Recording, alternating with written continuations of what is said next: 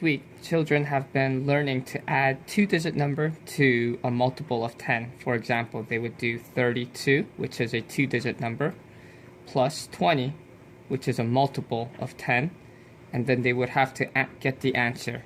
Now, the way that I've been teaching them is a shortcut by using a rule. The first rule is to put the numbers on the place value. And what that is at first, we would draw something like this, and the children would write the tens place and then the ones place. But after a while, they've just grown accustomed to just drawing like a T. And my pen's dying. And then they don't write the tens, they don't write the ones, but they know that it is going to be the ones and the tens. So they first identify the first number, the second number, and the last number. They need to know that this place is the first number, second number, and the last number. So they would plug it into their place value. So for 32, they would write it in like that.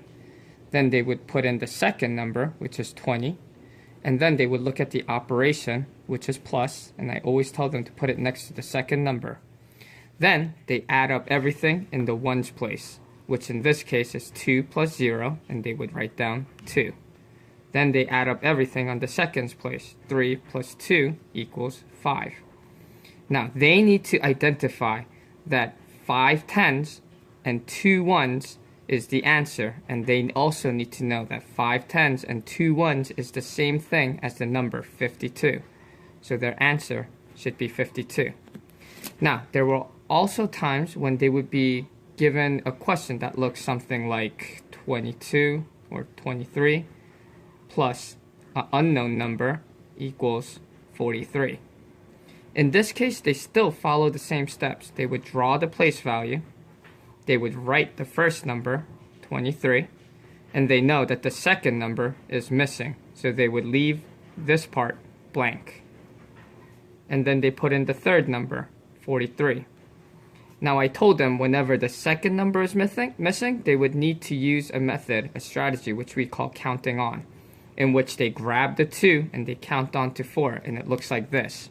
They would grab 2, 3, 4, and then they would see exactly how many fingers there are, and then they would write that answer. Same thing for 3. They would grab the 3 and count on to 3, which should look like 3. And they would know they're right on the number and they have 0 fingers. So they would put in 0. So in this essence, they would know that the answer is 20. Now there are many variations. They do the same thing, whether it's 42 minus 10 equals an unknown number, or 32 minus an unknown number equals 12, for example. They would all follow the same strategy when using the place value.